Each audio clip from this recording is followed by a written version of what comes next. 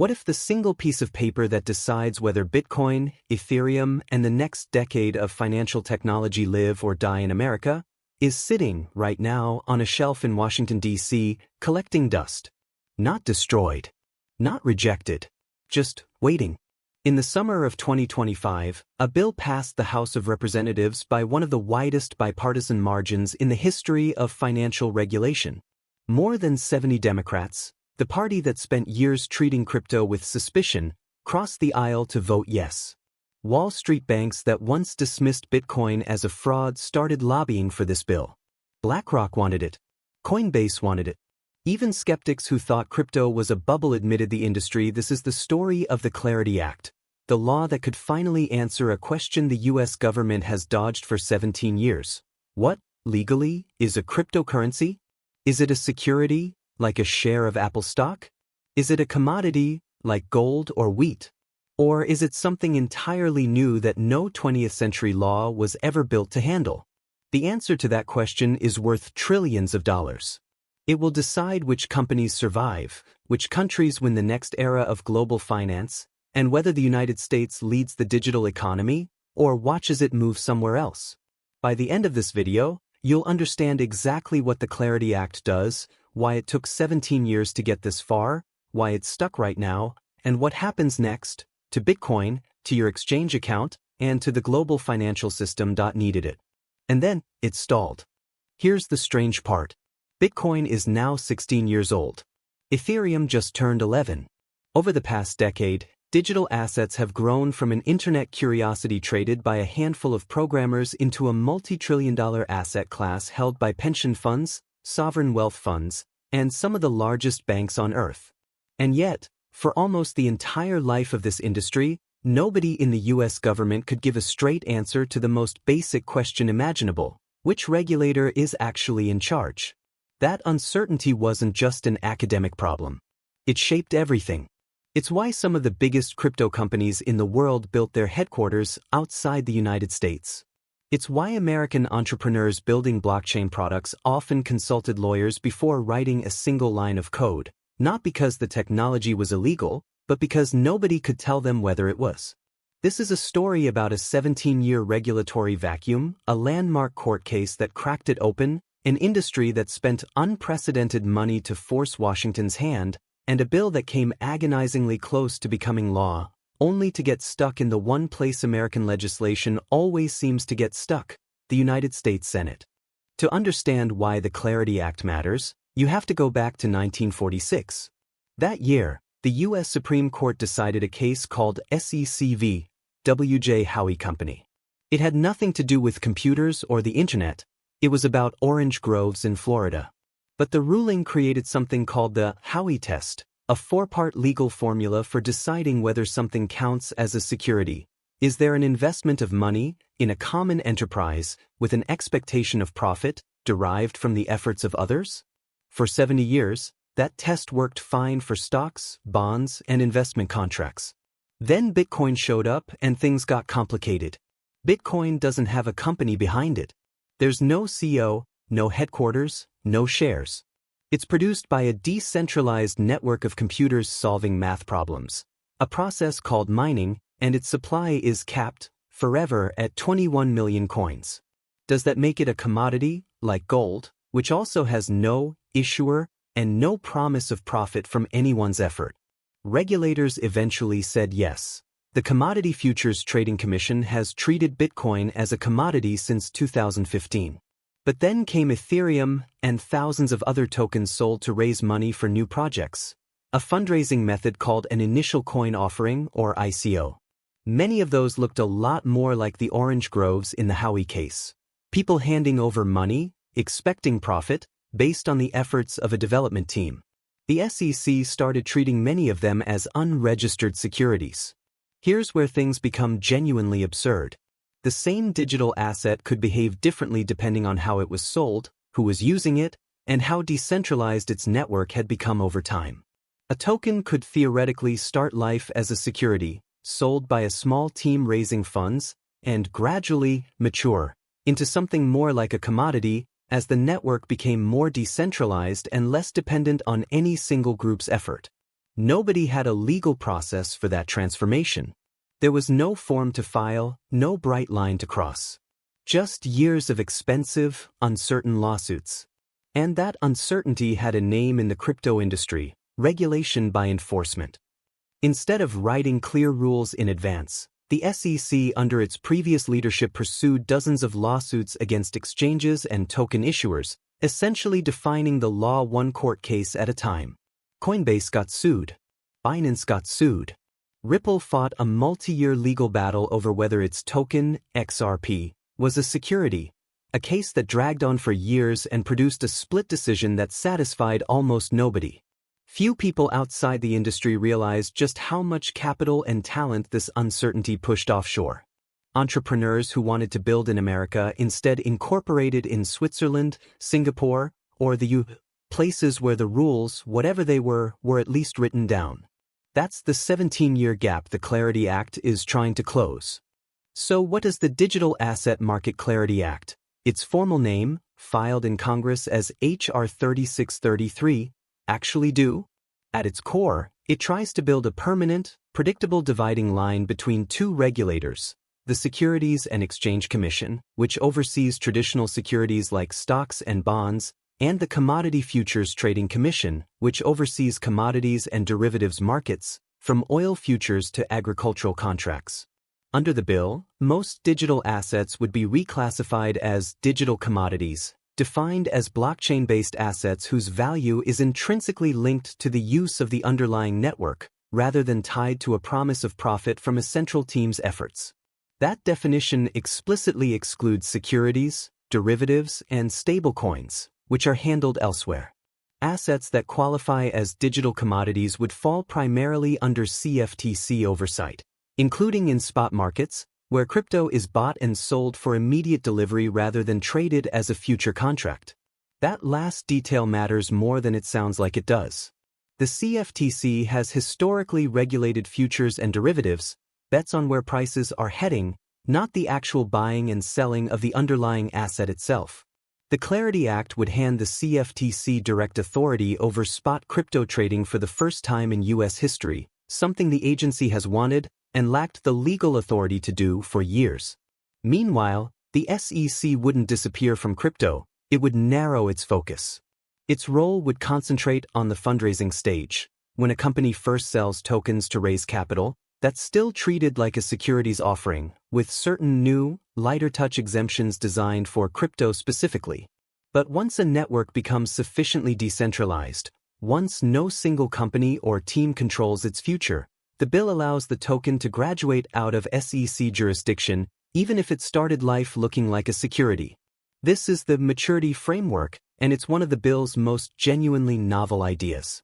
An issuer could file a formal notice with the SEC declaring that its asset either has already become sufficiently decentralized or is expected to within 4 years. The SEC would then have the opportunity to review and object. If it doesn't, the asset can transition to CFTC oversight. Think of it like a legal coming-of-age ceremony for a cryptocurrency. It's a security in its infancy when a small team is raising money and building the technology. But if that network grows into something genuinely decentralized, thousands of independent validators, no central point of control, the law would finally recognize that it has become something functionally different and regulate it accordingly. The bill also builds a registration pathway for exchanges, brokers, and dealers who handle digital commodities, a system where companies can register with the CFTC, operate under a provisional status while final rules are written, and follow clear customer protection requirements, including rules for segregating and safeguarding customer funds, something that became a national obsession after the collapse of FTX in 2022. And, notably, it includes protections for software developers, sometimes called the Blockchain Regulatory Certainty Act provisions, designed to ensure that people who simply write and publish blockchain code, without ever taking custody of anyone else's money, aren't treated as regulated money transmitters. That single provision has quietly earned support even from some Democrats otherwise skeptical of the broader bill, because it addresses a fear that's existed since the earliest, most decentralized days of crypto, that writing open-source software could itself become a legal liability. On July 17, 2025, the House of Representatives passed the Clarity Act by a vote of 294 to 134. More than 70 Democrats joined nearly the entire Republican conference. For context, that's one of the largest bipartisan margins any piece of financial regulation has achieved in the modern Congress, in an era when Congress agrees on almost nothing. Why did it happen? Partly, it was political timing. By 2025, crypto had become one of the largest sources of campaign donations in American politics, funneled through industry political action committees that made their spending intentions extremely public. Lawmakers who supported clearer crypto rules found industry money lining up behind them. Lawmakers who didn't, in several cases, found themselves outspent in primaries. But there was a real policy argument too, one that even skeptics found hard to fully dismiss. Uncertainty itself was the problem. You can build a business around strict rules. You can build a business around loose rules. What you cannot easily build a business around is not knowing which rules apply until a regulator sues you years later. The Clarity Act's core promise, even to lawmakers who didn't love crypto, was that clear rules, any clear rules, would be better than the legal fog that had defined the previous decade. There was also a competitiveness argument. While Washington argued, other countries moved. The European Union had already implemented a comprehensive digital asset framework called MiCA. Singapore, the UAE, and Hong Kong had each built their own licensing regimes. The fear in Washington, one voiced explicitly by regulators, lawmakers, and industry executives alike, was that the United States, the country that invented the modern venture capital industry and still dominates global finance, was at risk of losing the next financial technology wave to jurisdictions with clearer, friendlier rulebooks. That fear crossed party lines in a way almost nothing else in Congress does. Mid-video twist, the bill that passed the House. Twice already. Here's the part almost nobody outside the industry knows. This wasn't the first time Congress tried this. Back in 2023, an earlier version of this same idea, a bill called the Financial Innovation and Technology for the 21st Century Act, FIT21 for short, actually passed the House too, by a similarly strong bipartisan vote. And it died anyway. It never even got a vote in the Senate. The political environment shifted, priorities changed, and an entire year of legislative work quietly evaporated. That's the twist that should challenge anything you assumed at the start of this video. Passing the House, even by a landslide, means almost nothing on its own. The House is famously the more chaotic, faster-moving chamber of Congress. Bills can pass there with real momentum and then vanish completely once they hit the Senate, a chamber deliberately designed by its own rules to move slowly and require broad consensus. The Clarity Act of 2025 is, in a very real sense, a second attempt, a more refined, more heavily negotiated version of an idea Congress already tried and failed to finish 2 years earlier. And as you're about to see, it's running into exactly the same kind of Senate gravity that killed its predecessor. Passing the House is the easy part. The Senate operates under different math entirely. Because of a Senate rule called the filibuster, most legislation doesn't just need a simple majority, it needs 60 votes to overcome procedural delay and reach a final vote. Republicans currently hold 53 Senate seats. That means, even with total party unity, they need at least 7 Democratic votes to move the Clarity Act forward, and party unity itself isn't guaranteed, since a small number of Republicans have signaled they may vote no on substantive grounds. 2 committees worked on this bill in parallel through 2025 and into 2026. The Senate Banking Committee, which focused on defining the assets and narrowing SEC jurisdiction, and the Senate Agriculture Committee, which focused on expanding CFTC authority over spot markets. On May 14, 2026, the Senate Banking Committee formally advanced its version of the bill by a vote of 15-9. All 13 Republicans joined by 2 Democrats, Senators Ruben Gallego of Arizona and Angela Alsobrooks of Maryland. That was a real milestone.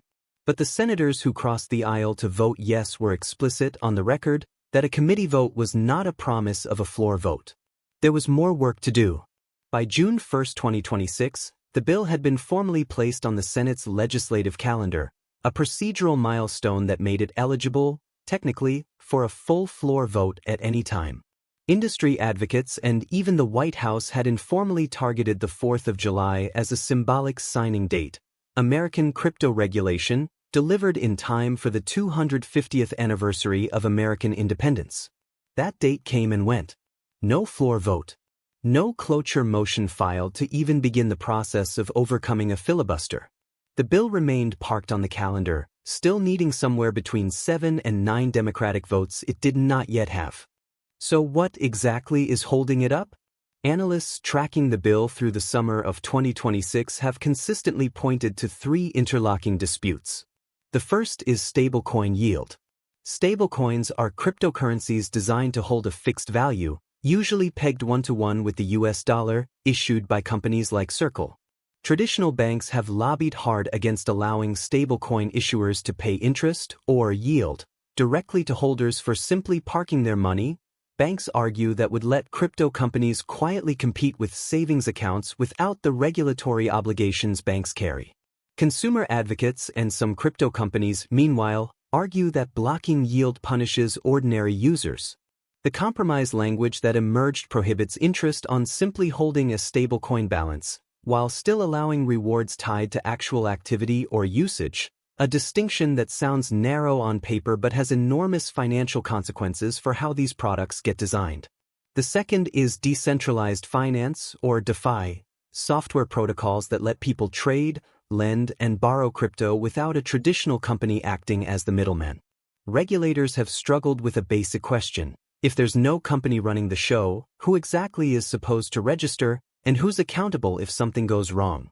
Newer draft language has tried to build a specific framework for DeFi trading protocols, but reaching consensus on where automation ends and regulated activity begins remains genuinely difficult, even among people who broadly want the bill to pass. The third, and by far the most politically explosive, is ethics. A number of Senate Democrats have insisted that any crypto market structure bill include stronger conflict of interest and ethics provisions, a demand that has become entangled with concerns about the current president's own crypto-related business ties, including a stake in a crypto venture and other digital asset-linked business interests. Whether and how a market structure bill should address the financial entanglements of political leaders has become one of the most stubborn sticking points in the entire negotiation, a fight that has very little to do with blockchain technology itself and everything to do with Washington's oldest arguments about power and money. Layer all 3 fights together, and you get a bill that has cleared more formal legislative hurdles than any comparable crypto measure in American history, and is still, as of the summer of 2026, short of the votes it needs. It's easy to treat this as an inside baseball Washington story. It isn't. The outcome touches nearly every layer of the digital asset economy. For exchanges like Coinbase and Kraken, clear rules mean the difference between operating under a single, predictable federal framework and continuing to navigate a patchwork of state-by-state money transmitter licenses and the ever-present risk of a new SEC enforcement lawsuit. For institutional investors, the pension funds, asset managers, and firms like BlackRock and Franklin Templeton that have already launched spot Bitcoin and Ethereum ETFs, regulatory clarity around custody and market structure lowers the legal risk of allocating larger portions of client portfolios into digital assets. Billions of dollars in institutional capital have been sitting on the sidelines, waiting less for permission and more for certainty. For stablecoin issuers like Circle, the rules around yield and reserves will directly shape whether stablecoins evolve into a mainstream payment rail, used by companies like Visa, MasterCard, and PayPal for cross-border settlement, or remain primarily a tool for crypto trading itself. For developers, the software liability protections could determine whether the next generation of decentralized applications gets built by American engineers under American law, or by teams who've relocated to friendlier jurisdictions. And for the United States as a whole, there's a genuine geopolitical argument at play. Whoever writes the dominant rulebook for digital assets doesn't just regulate an industry, they help set the technical and financial standards the rest of the world builds around. The dollar's status as the world's reserve currency has partly been reinforced, not undermined, by the fact that the vast majority of stablecoins in circulation are pegged to the dollar rather than the euro or yuan. Lose leadership in this space, and you don't just lose a slice of the tech industry, you potentially lose influence over the next era of global money movement itself. Markets have noticed the stakes too. Prediction markets tracking the odds of Clarity Act passage in 2026 priced the bill's chances above 80% back in February and watched that number drift down into the 40 to 50% range by June as the deadlines slipped and the disputes dragged on. Crypto markets, ever sensitive to Washington headlines, have shown real volatility around each milestone and each delay. It would be dishonest to tell the story as a simple battle between visionary innovators and clueless bureaucrats. Serious, well-informed critics oppose parts of this bill, and their arguments deserve real consideration. Some consumer protection advocates argue the bill hands too much authority to the CFTC, an agency historically far smaller and less resourced than the SEC, with a fraction of the enforcement staff being asked to oversee an entirely new, technically complex, multi-trillion-dollar spot market. Critics point out that the CFTC has never regulated spot markets for anything at this scale before and question whether it's genuinely equipped to protect ordinary retail investors the way the SEC's decades of securities enforcement infrastructure can. Others worry about the maturity framework itself, the idea that a token can transition out of securities law once a network becomes sufficiently decentralized. Skeptics argue that decentralization is a genuinely difficult thing to measure objectively and that determined issuers could game the process, technically distributing enough control to qualify for lighter regulation, while still exercising outsized influence behind the scenes. If the definition is written loosely, they warn, it could become a loophole large enough for exactly the kind of speculative, poorly governed projects that caused real harm during the 2021 to 2022 boom and bust. There are also legitimate concerns about the stablecoin yield compromise.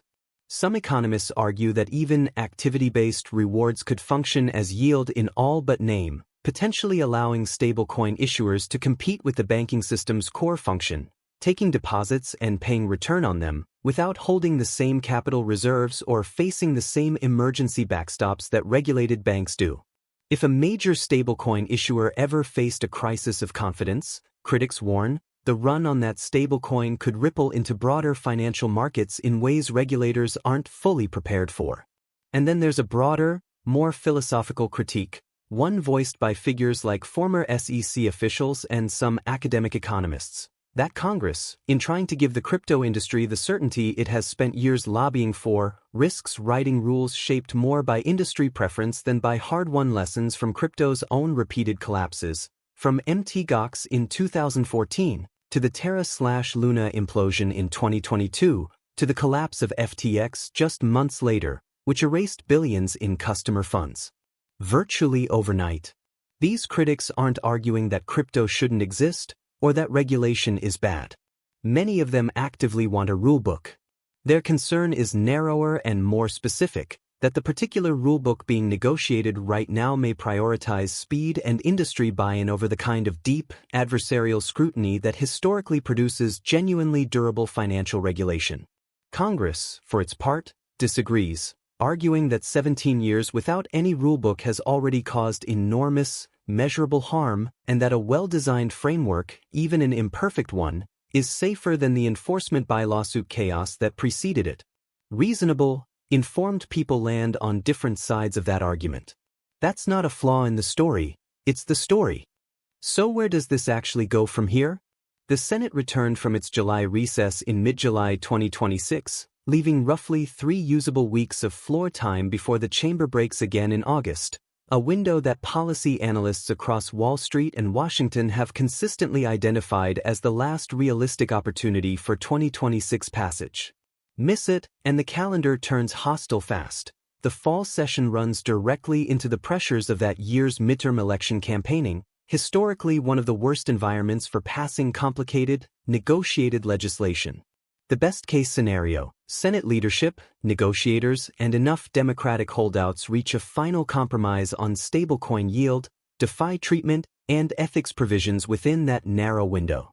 A revised, merged bill, combining the Banking and Agriculture Committee texts, clears a filibuster-proof 60 votes, likely with a mix of moderate Democrats and United Republicans. It heads to a House-Senate conference to reconcile differences with the version passed back in 2025, and a final bill reaches the president's desk sometime in late 2026. The worst-case scenario, negotiations stall through the summer window, the bill misses its last realistic off-ramp, and it suffers the same fate as its 2023 predecessor, FIT 21, dying quietly as Congress pivots entirely toward midterm politics. The industry would be left, once again, waiting for a future Congress to restart the process largely from scratch, likely years down the line. The most likely scenario, according to most Washington analysts tracking the bill as of mid-2026, sits somewhere in between continued, difficult negotiation through the narrow summer window, real uncertainty about whether a final deal gets reached before August recess, and a meaningful chance that the bill's fate isn't decided until the very last days before the deadline, if it's decided in 2026 at all. There's also a black swan factor worth naming honestly. Political shocks are unpredictable by definition. A market crash, an unrelated legislative crisis consuming the Senate's limited floor time, or a sudden shift in White House priorities could each reshape the bill's path in ways no analyst can fully forecast today. What's clear is this: the Clarity Act has already traveled further through the legislative process than any comparable piece of crypto legislation in American history. It has bipartisan House passage, committee approval in the Senate, and genuine, sustained pressure from an industry that has made this its single largest lobbying priority. Whether that's enough to finally cross the finish line is still, quite literally, an open question in Washington today. So, back to where we started. What if the biggest financial revolution in history is happening right now, and almost nobody understands it? Here's the answer this story actually reveals. The revolution isn't happening in spite of confusion, it's being shaped by it. Every year the United States spends without a clear rulebook is a year other countries write theirs first. Every unresolved dispute in the Senate is, in its own way, a decision to let uncertainty keep doing the regulating that Congress hasn't finished doing itself. The Clarity Act won't make Bitcoin or Ethereum go up or down in price on its own. It won't resolve every hard question about decentralization or stablecoins, or how to protect ordinary investors in a market that still moves faster than any regulator can watch. But it represents something rarer than a single piece of legislation, a moment where the United States has to decide, honestly, whether it still wants to be the place where the future of money gets built. 17 years after Bitcoin's white paper first appeared online, the country that gave the world Silicon Valley and Wall Street alike is still deciding what to call the thing it helped create. The rest of the world isn't waiting for the answer. The only real question left is whether Washington finishes writing it before the world moves on without it. If this documentary helped you finally understand what's actually happening with U.S. crypto regulation, consider subscribing. This story is far from over, and we'll be following it as it unfolds.